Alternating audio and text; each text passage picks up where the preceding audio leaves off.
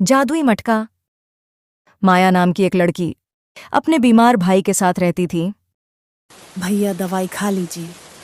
माया, अब ये दवाई कुछ ही दिनों तक काम आएगी। भैया, आप ऐसे क्यों बोल रहे हैं? आपके सिवा मेरा है ही कौन इस दुनिया में? दोनों भाई बहन गरीबी में अकेले अपना जीवन जी रहे थे। आज इतनी तेज बारिश क्यों हो रही है? माया, जब तुम छोटी थी तब तुम्हारा तबीयत खराब हो गया था।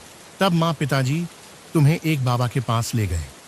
उन्होंने कहा कि तुम्हारी तबीयत ठीक हो जाएगी और उन्होंने माँ पिताजी को एक वस्तु दी थी और कहा था जब तुम 21 साल की हो जाओगी तब तुम्हें दे देने। तुम किसी परेशानी या मुसीबत में रहोगी तब वो वस्तु तुम्हारी मदद करेगी।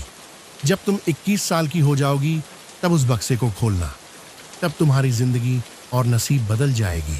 बक्से में मैंने उस वस्तु को संभाल कर रखा है।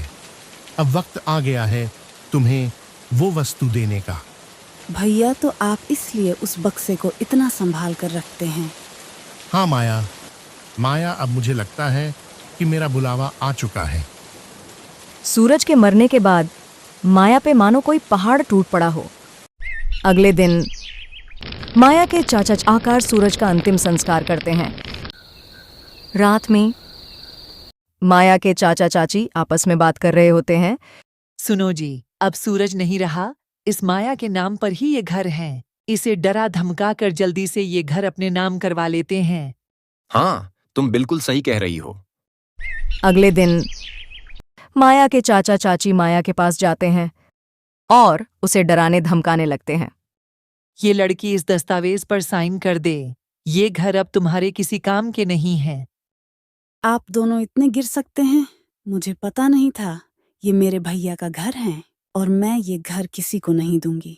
आप दोनों निकल जाइए इस घर से। अब तू साइन करेगी या नहीं? नहीं, मैं मर भी जाऊंगी तो साइन नहीं करूंगी। बस करो जी, कहीं ये चिल्ला के सबको बुला ना ले।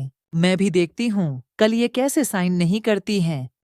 माया के चाचा चाची वहां से चले जाते हैं, लेकिन वो नया प्लान बनाते हैं। माया की आंखों से आंसू बहने लगते हैं। माया अपने भाई को याद करने लगती है। तभी माया को सूरज की बात याद आती है।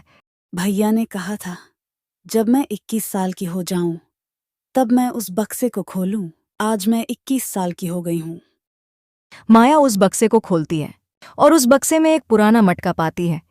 इस मटके के लिए माँ पिताजी ने ऐसा क्यों कहा होगा? उस मटके को अपने भाई की अंतिम निशानी समझकर माया संभाल कर रख देती है। अगले दिन माया बैठकर सोच रही होती है, आज मेरे पास पैसा होता तो मैं अपने भैया का अच्छे से इलाज करवा पाती और आज मेरे भैया मेरे पास होते। माया के इतना बोलते ही वहां पे बहुत सारे पैसे आ जाते हैं। माया हैरान हो जाती है। अच्छा, तो ये जादुई मटका है। माया उस जादुई मटके की मदद से एक घर बना लेती है और माया गरीबों की मदद करने लगती है।